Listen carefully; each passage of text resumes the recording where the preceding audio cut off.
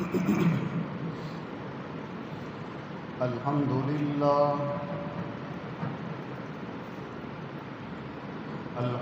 لله وحده والصلاة والسلام على من لا نبي بعده أما بعد فأعوذ بالله من الشيطان الرجيم بسم الله الرحمن الرحيم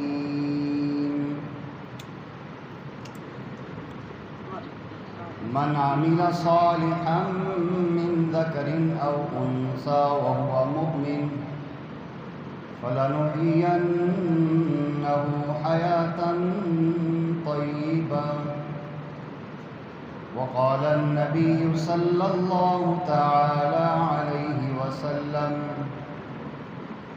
إذا سرتك حسنتك وإذا ساءتك سيئتك فأنت مؤمن أو كما قال عليه الصلاة والسلام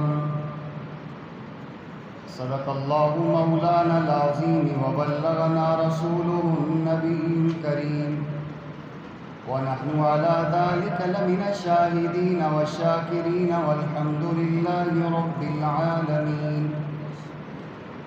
اللهم صل على سيدنا ومولانا محمد وعلى آل سيدنا ومولانا محمد وبارك وسلم وصل عليه. چمن چمن پھولوں میں بو نہیں، چمن چمن پھولوں میں بو نہیں، اس زندگی کا کیا مزہ مولا جس زندگی میں تو نہیں. جب تیرے عشق سے بھر گئے ہم مولا، جب تیرے عشق سے بھر گئے ہم، تو ہی رہا جدھر گئے ہم. انتہائی واجب الاحترام و تکریم بزرگوں، نوجوان دوستوں، میرے عزیز بچوں، اللہ جل جلالہ کی بہت زیادہ کرم نوازیاں ہیں، بہت زیادہ احسانات و اعزازات ہیں جو اللہ نے مجھے آپ کو مسلمان بنا کے عطا کیے ہیں. اللہ جل جلالہ کی بڑی قدرتیں ہیں، بڑی عظمتیں اور شان ہیں، لیکن شرط یہ ہے کہ انسان اس پہ غور کرے، سوچے، سمجھے، تو ایک ایک جملہ اور ایک ایک بات انسان کی زندگی کو بدل سکتی ہے. دنیا میں دو طرح کے لوگ گزر رہے ہیں، یا دنیا میں دو طرح کے طبقات آباد ہیں. ایک وہ ہیں جو اللہ اور اس کے رسول صلی اللہ علیہ وسلم سے ٹوٹ کے محبت کرتے ہیں، اور ایک وہ طبقہ ہے کہ جو اللہ رسول سے بیزار ہے. جو لوگ اللہ اور اس کے رسول سے کائنات میں سب سے بڑھ کے محبت کرتے ہیں، قرآن کہتے ہیں وہ ایمان والے ہیں. والذین آمنوا اشد حبا للہ، کہ اہل ایمان اللہ سے انتہا درجہ ٹوٹ کے محبت کرتے ہیں.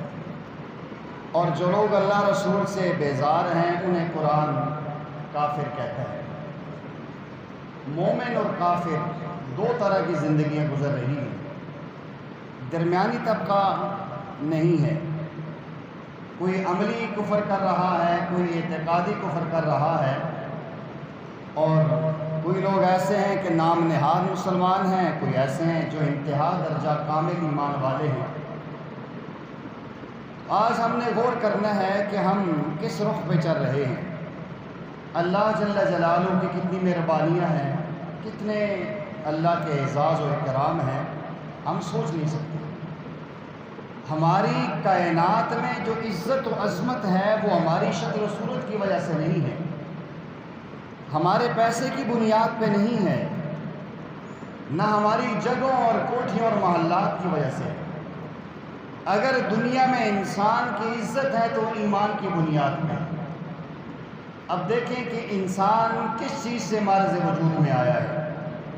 تو ہر بندہ یہ کہتا ہے اربع عناصر ہے، نفس ناطقہ ہے، مٹی ہے، پانی ہے، آگ ہے، ہوا ہے، اور ایک نفس ناطقہ اللہ نے اس کے اندر ڈالا، روح ڈالی. تو آپ غور کر کے دیکھیں مٹی کی کیا قیمت ہے دنیا میں، پانی کی کیا قیمت ہے، ہوائی آگ کی کیا قیمت ہے. ایسے کوئی انسان قیمت دیتا ہی نہیں ہے، سمجھتا ہی نہیں ہے. اور ایک انگریز سائنسدان کہتا ہے اگر ہم غور کریں مٹی، پانی، آگ، ہوا $6 اس کی قیمت بنتی ہے ٹوٹل. تو اتنی عظمت اور شان آج انسان کی ہے تو مٹی، پانی، آگ، ہوا کی وجہ سے تو نہیں ہے.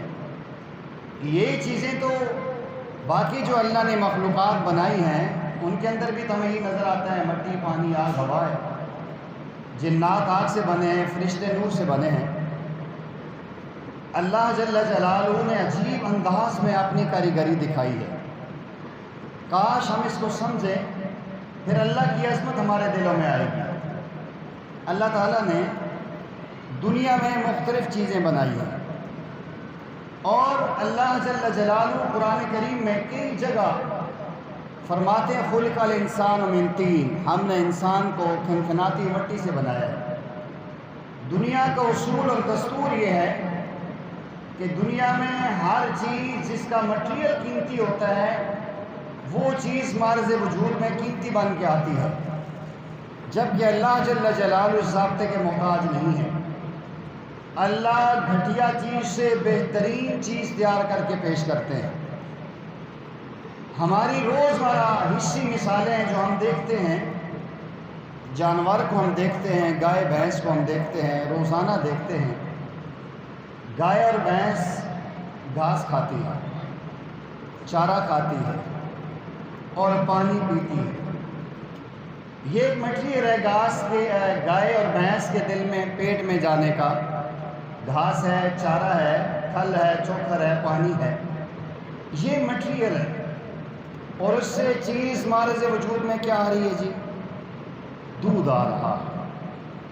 اللہ جل جلالہ قرآن میں فرماتے وَإِنَّ لَكُمْ فِي الْأَنْعَامِ لَعِبْرَةً، اے لوگوں میری عظمت کو تم دیکھنا چاہتے ہو تو جانوروں میں ایک ہو، تمہیں عبرت نظر آئے گی اور میری عظمت نظر آئے گی کہ اللہ جل جلالہ چارے، گوبر، پانی، خون کے درمیان سے لبناً صالحاً سائغاً للشاربین، بہترین، عمدہ اور بہترین ذائقے والا دودھ بنا کے پیش کرتے ہیں.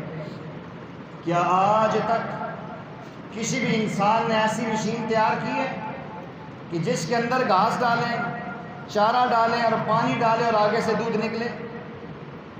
اس ایک مثال پہ اگر ہم غور کریں تو اللہ کی عظمت ہمارے دل میں بیٹھتی کہ اللہ کتنا عظیم رب ہے. شہد کی مکھی ہے، یہ جاتی ہے باغوں میں، پھولوں کا، پھلوں کا رس چوستی ہے اور اس کے بعد اس مٹیریل کے بعد کیا چیز تیار ہوتی ہے جی؟ شہد. کیا آج تک جنہیں اپنی ٹیکنالوجی پہ بڑا ناز ہے، جو آج دنیا میں اپنا سکہ منوانا چاہتے ہیں، جو کہتے ہیں ہم سب کچھ کر سکتے ہیں، کیا آج تک کسی انسان نے ایسی مشین تیار کی ہے کہ جس کے اندر پھل ڈالیں، پھول ڈالیں اور آگے سے شہد نکلے؟ دکھلاؤ، کر کے دکھلاؤ. نہیں کر سکتے. یہ اللہ جل جلالہ کی عظمت اور شان ہے کہ وہ پھل اور پھولوں کی رس سے شہد تیار کرتے ہیں. اور اتنی چھوٹی سی مکھی ہے جس کے اندر بڑے بڑے فلٹر نہیں لگ سکتے کہ اس کو صاف ستھرا کر کے آگے پیش کیا جائے. پھر بھی اگر اللہ کی عظمت سمجھ نہیں آتی تو پھر کہاں سے کوئی عقل والا انسان اس بات کو سمجھ سکتا ہے؟ ایک اور مثال آپ کو دیتا ہوں. ایک کیڑا ہے، وہ شہتوت کا پتہ کھاتا ہے اور اس شہتوت کے پتے کے کھانے کے بعد اس کے پیٹ سے ریشم نکلتا ہے. کیا آج تک دنیا میں ایسی کسی انسان نے کوئی مشین تخلیق کی ہے جس کے اندر پتے ڈالیں اور آگے سے ریشم نکلے؟ یہی تو اللہ جل جلالہ کی عظمت اور شان ہے. پھر بھی ہمیں اللہ کی عظمت سمجھ نہیں آتی. آج ہماری زبانوں پہ انگریزوں کا، ٹیکنالوجی کا اور جدید سائنس کا ذکر کر کر کے ہماری زبانیں نہیں تھکتی، لیکن ہمیں اللہ جل جلالہ کی عظمت کیوں نہیں سمجھ آتی؟ جس اللہ نے کائنات میں ایسی ہزاروں اور لاکھوں مثالیں دی ہیں، انسان اگر غور کرنا چاہے تو ایک مثال سے زندگی بدل سکتی ہے اس کی. قرآن کریم میں اللہ فرماتے ہیں سنریم آیاتنا فی الآفاق وفی انفسہم حتی یتبین لہم انہ الحق، ان قریب ہم تمہیں دکھلائیں گے عالم آفاق میں اور عالم انفس کے اندر بڑی بڑی نشانیاں ہیں تاکہ واضح ہو جائے کہ اللہ جل جلالہ برحق رب ہے. آج دنیاوی بنیاد پہ ہم دنیا کے بڑے بڑے لوگوں کا کہتے ہیں فلاں نے سکہ منوا لیا جی، فلاں نے ڈرون تیار کر لی ہے جی، فلاں کا یہ بن گیا جی. تو ہمیں اللہ جل جلالہ کی ذرا عظمت ہلکی سی بھی دیکھیں نا تو ہماری زبان اس طرف سے بند ہو جائے. تو یہ اللہ جل جلالہ کی عظمت اور شان ہے. یہ چند مثالیں میں نے آپ کے سامنے عرض کی ہیں، ورنہ آپ کھولتے جائیں ہر مثال آپ کو ایسے نظر آئے گی. اگر آپ کے میرے دل میں دماغ میں عقل ہوئی تو ہم اللہ جل جلالہ کی عظمت کے سامنے اپنے سر نگوں کر لیں گے. دنیا میں چھوٹا سا ایک کمرہ ہم بناتے ہیں، بغیر دیواروں کے بنا نہیں سکتے، بغیر پلر کے کھڑا نہیں کر سکتے. اتنا بڑا آسمان اور ہزاروں اور لاکھوں سال سے قائم ہے. کیا آسمان کے نیچے کسی نے پلر دیکھا ہے؟ کیا آسمان کے نیچے کبھی کہیں دیواریں آپ کو نظر آئی؟ اتنا بڑا آسمان جس رب نے بغیر ستون کے کھڑا کیا ہے، کیا اس اللہ کی عظمت نہیں ہے؟ کیا اس اللہ جل جلالہ کی یہ شان نہیں ہے جو ساری کائنات کا خالق ہے؟ ہم انسان ہیں، اللہ جل جلالہ نے ہمیں بنایا ہے، اور ہم خود غور کر کے دیکھیں. انسان اپنی یہ اللہ نے ہمیں نگاہ دی ہے، بصارت دی ہے، اللہ نے ہمیں سماعت دی ہے، اللہ نے ہمیں گویائی دی ہے. یہ وہ صفتیں ہیں جو اللہ جل جلالہ کی اللہ نے اپنی صفت حضرت انسان کو دی ہے. سماعت، بصارت، گویائی، یہ اللہ جل جلالہ کی صفات تھی. اللہ نے حضرت انسان کو بنا کے یہ ساری شان اس کو دی ہے. لیکن فرق یہ ہے کہ اللہ جل جلالہ کی سماعت، اللہ جل جلالہ کی بصارت، اللہ جل جلالہ کی صفت گویائی کامل ہے، اور انسان کی صفات ناقص ہے. ایک انسان ایک حد تک دیکھ سکتا ہے، دیوار کے آگے اس کو نظر نہیں آتا. اللہ جل جلالہ کی اتنی نگاہ کامل ہے. سمجھانے کے طور پر کالی سیاہ رات میں، کالی سیاہ چٹان پہ ایک کالے رنگ کی چیونٹی چل رہی ہو، اللہ جل جلالہ اپنی نگاہ بصارت کے کمال سے اس کے چلنے کو دیکھ رہے ہیں، اور چلنے سے جو ہلکی سی لائن لگ رہی ہے اللہ اس کو بھی دیکھ رہے ہیں. اللہ جل جلالہ کی سماعت اتنی کامل ہے کہ اس کے چلنے کی ہلکی سی سراٹ ہے جس کا ہم تصور بھی نہیں کر سکتے، اللہ اس کو بھی سن رہے ہیں. اور اللہ جل جلالہ کا صفت علم اتنا کامل ہے، اس سیاہ تاریک رات میں سیاہ پتھر پہ سیاہ چونٹی جو چل رہی ہے، اس کے ننھے سے دل میں جو خواہشات ہیں اللہ وہ بھی جانتا ہے. یہ اللہ جل جلالہ کی صفت سماعت، صفت بصارت، اور صفت جو ہے کہ یہ تکلیم اور علم اللہ کا کامل ہے، انسان کا ناقص ہے. ایک دوسرا میں نے عرض کر دیا کہ اللہ کی صفات لامحدود ہیں، انسان کی صفت محدود ہے. تیسری، اللہ جل جلالہ کی صفتیں اپنی ذاتی ہیں، اللہ نے کسی سے لی نہیں ہے. اللہ کی بصارت کی صفت بھی اپنی ہے، سماعت کی صفت بھی اللہ کی اپنی ہے، گویائی کی صفت بھی اللہ کی اپنی ہے. لیکن انسان کو اللہ نے صفات عطائی. اللہ جب چاہے انسان کی نگاہ چھین لیتے ہیں، انسان نابینا ہو جاتا ہے. اللہ جل جلالہ جب چاہے انسان کی سماعت چھین لیتے ہیں، انسان بہرا ہو جاتا ہے. اللہ جل جلالہ چاہیں تو انسان کی گویائی لے لیتے ہیں، انسان گنگا ہو جاتا ہے. تو اللہ جل جلالہ نے یہ اپنی صفات اس کو دی ہیں، سماعت بھی، بصارت بھی، کلام کی صفت بھی. اس لیے نہیں دی کہ ان کو میرے خلاف استعمال کرنا، اس لیے دی ہے کہ انسان ان کو میری تلاش میں استعمال کرنا، مجھے ڈھونڈنا کائنات میں تمہیں ہر جگہ نظر آؤں گا. جب انسان اللہ کی محبت میں ڈوب جاتا ہے، اسے ہر جگہ اللہ جل جلالہ کی صفت نظر آتی ہے. یہ بات حقیقت ہے کہ انسان کے دل میں جس چیز کی عظمت ہوتی ہے، جس کی بڑائی ہوتی ہے، اسے ہر جگہ وہی نظر آتا ہے. ہر بزرگوں نے بہت ساری ان کی ایک ذاتی باتیں ہیں. مولانا غلام اللہ خان صاحب کہا کرتے تھے، اگر میں قرآن میں دیکھتا ہوں تو قرآن کی ہر آیت میں اللہ کی وحدانیت اور توحید نظر آتی ہے.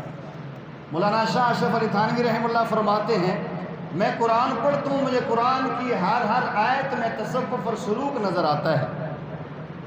مولانا اعظم طارق شہید رحمہ اللہ فرمایا کرتے تھے، میں قرآن کی ہر آیت میں عظمت صحابہ کو دیکھتا ہوں. اور بعض اللہ کے نبی صلی اللہ علیہ وسلم کے عاشق ہیں، وہ فرماتے ہیں ہمیں قرآن کے ایک ایک لفظ میں نبی علیہ السلام کی عظمت چھلکتی ہوئی نظر آتی ہے۔ بات کیا ہے؟ یہ ساری چیزیں قرآن میں ہیں، یہ ہر چیز قرآن میں، توحید بھی ہے، عظمت صحابہ بھی ہے، تصوف اور احسان بھی ہے، اللہ کے نبی صلی اللہ علیہ وسلم کی شان اور عظمت بھی ہے۔ سیدنا عبداللہ ابن مسعود نے اماں عائشہ صدیقہ رضی اللہ عنہ سے پوچھا تھا کہ اماں جان پیارے آقا کریم علیہ السلام کے اخلاق کے بارے میں کچھ بتلائے نا۔ اماں عائشہ صدیقہ رضی اللہ تعالیٰ عنہ فرماتی کیا آپ نے قرآن نہیں پڑھا؟ اماں جی پڑھا ہے۔ فرمایا کانا خلقو القرآن، قرآن کا ہر لفظ میرے آقا کی اخلاق اور عظمت کو بیان کر رہا۔ میں عرض یہ کر رہا ہوں کہ جب انسان اللہ کی عظمت دل میں بٹھاتا ہے نا، اسے آسمان کی بلندی پہ اللہ کی عظمت نظر آتی ہے، اسے آسمان کے بعد پہاڑوں کی مضبوطی پہ اللہ کی عظمت نظر آتی ہے، اسے ہواؤں کے جھونکوں میں اللہ کی عظمت نظر آتی ہے، اسے پانی کی روانی میں اللہ کی عظمت نظر آتی ہے، اسے خوبصورت درختوں میں، بہترین مرغزاروں میں، بہترین پھولوں کی چمک میں، خوشبو میں اللہ کی عظمت نظر آتی ہے، اس لیے کہ اس نے اللہ کی محبت کو دل میں اتار لیا ہے۔ اور یہ تجربہ ہے، جو انسان دنیا بولتا ہے، دنیا کی باتیں کرتا ہے، ہر وقت اس کے منہ سے دین بھی ہوگا تو دنیا کی صورت میں نکلے گا۔ اور یہ آپ بھی مانیں گے کہ جو آدمی مثلاً بھینسوں کا کاروبار کرتا ہے تو ہر وقت جہاں بھی بیٹھے گا جنازے پہ بھی اس کا ذکر کرے گا، جو گاڑیوں کا کام کرتا ہے ہر وقت اس کا وہی ذکر ہوتا ہے۔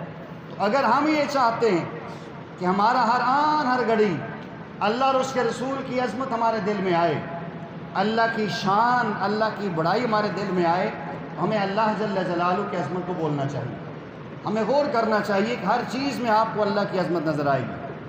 پیارے آقا کریم صلی اللہ علیہ وسلم کو اللہ نے اتنا کامل بنایا ہے، اتنی صفات دی ہیں، آپ دیکھیں گے تو پیارے آقا کی محبت کے ساتھ اللہ کی عظمت آپ کو ماننی پڑے گی۔ اللہ جل جلالہ نے سیدنا یوسف کو حسن و جمال کا پیکر بنایا ہے، اللہ جل جلالہ نے موسیٰ علیہ السلام کو صفت کلام عطا کی ہے، تو یوں غور کریں گے آپ کو ہر جگہ اللہ کی عظمت نظر آئے گی۔ تو میں نے بات کا آغاز کیا تھا کہ دنیا میں دو طبقات نظر آتے ہیں، ایک طبقہ اہل ایمان کا، ایک طبقہ اہل کفر کا۔ جو مومن ہوتا ہے یہ بن دیکھ کے اللہ پر ایمان لاتا ہے، اور کافر دیکھ کے ایمان لاتا ہے، لیکن دیکھ کے ایمان لانا معتبر نہیں ہوتا۔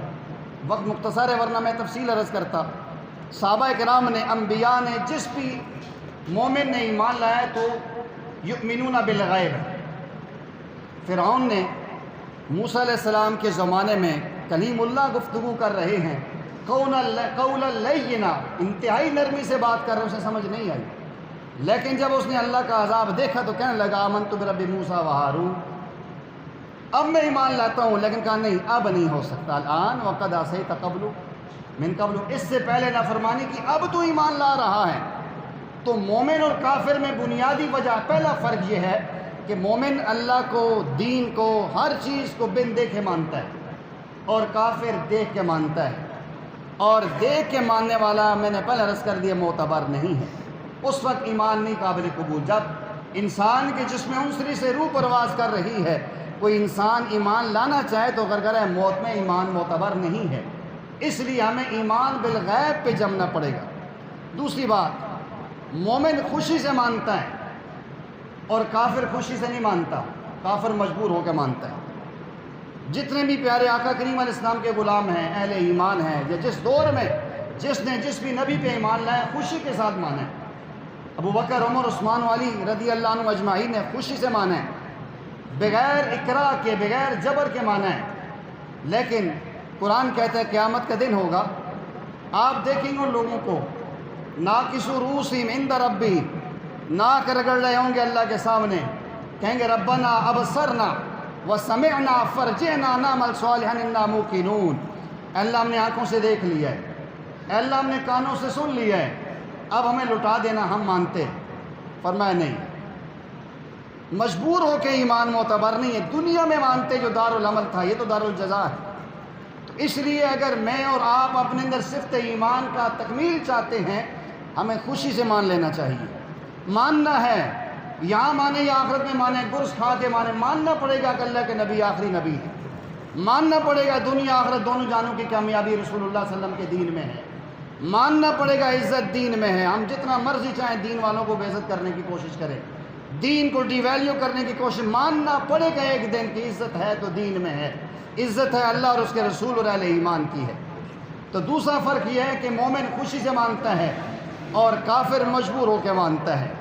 تیسرا فرق یہ ہے قیامت کا دن ہوگا اور اہل ایمان مسرور ہوں گے, خوش ہوں گے کہ ہم نے جو عمل کیا تھا, ہم نے رسول اللہ صلی اللہ علیہ وسلم کی غلامی اختیار کی تھی, ہم نے اپنی سماعت کو, بصارت کو, اپنی گویائی کو, اپنی صفات کو اللہ اور اس کے رسول اور دین کی عظمت کے لیے خرچ کیا تھا, آج اللہ نے ہمیں وسیلہ دے دیا, وہ خوش ہوں گے.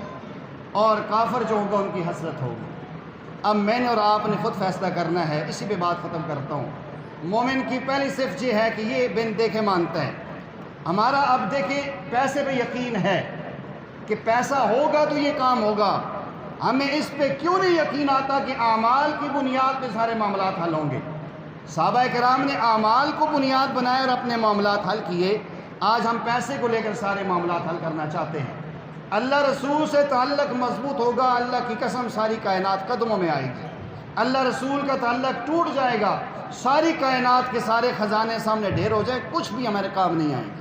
قرآن کہتا ہے تیسرے پارے کے آخر میں, یہ کافر چاہیں گے کہ جتنی کائنات ہے ساری سونے کے بھر کے دے دیں, لیکن اللہ جل جلالہ کے یہاں ان خزانوں کی کوئی حیثیت نہیں ہے. اللہ کے یہاں عظمت ہے ایمان کی اور اعمال کی.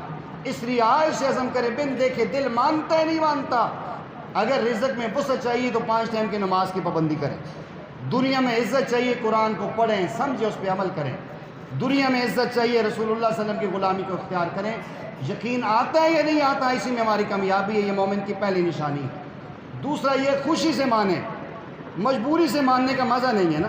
ایک بندہ کاری کچھ نہیں کر سکتا, چلو ٹھیک ہے جی, وہاں پھر مانی کنے ہیں, وہ چلو ٹھیک ہے جی من کنے ہیں, اس سے پہلے خوشی سے مان لینا. اللہ رسول نے جو کہہ دیا ہے مان لے, ورنہ اللہ نے حالات کو پھیرنا ہے. تلک الایام نداولها بین الناس, یہ حالات کی چکی پھرتی ہے. عزت والے ذلیل ہوتے ہوئے نظر آتے ہیں, طاقت والے بغیر طاقت ہوتے ہوئے نظر آتے ہیں. یہ اللہ کی کائنات میں ایک ہی عزت و عظمت اللہ کی ہے اور اللہ کے رسول صلی اللہ علیہ وسلم کی ہے, اور اللہ رسول پر ایمان لانے والوں کی عزت ہے. اور تیسری بات, قیامت کے دن ساری کائنات میدان حشر میں جمع ہے. وہ دن ہے خوشی کا, ہمیشہ آخرت کی خوشی ہمیشہ کی خوشی ہے, آخرت کا غم ہمیشہ کا غم ہے, آخرت کی کامیابی ہمیشہ کی کامیابی ہے. آخرت میں خوشی چاہیے, آخرت میں عزت چاہیے, آخرت میں جو ہے کہ مقام چاہیے, تو وہ اس کے لیے ایمان اور اعمال کو اپنے ساتھ جوڑ لیں, اور اسی کے اندر ہماری عزت ہے, اسی کے اندر ہماری عظمت ہے. نہیں تو حسرت ہوگی, ناکامی ہوگی, پھر کف افسوس ملنے سے کچھ فائدہ نہیں ہوگا. اللہ جل جلالہ سے دعا ہے کہ اللہ تعالیٰ میں صفت ایمان نصیب فرمائے اور ایمان والی کامل صفات اپنانے کی توفیق عطا فرمائے. اور وہ صفات مساجد سے ملیں گی, مدارس سے ملیں گی, اللہ والوں کی خانقاہوں سے ملے گی, ایمان و یقین کی محنت کرنے سے ملے گی. گھروں میں بیٹھ کے یہ صفات نہیں آتی. اللہ مجھے آپ کو ایسے موقعوں سے بھرپور استفادہ کرنے کی توفیق عطا فرمائے. وآخر دعوانا ان الحمد للہ رب العالمین.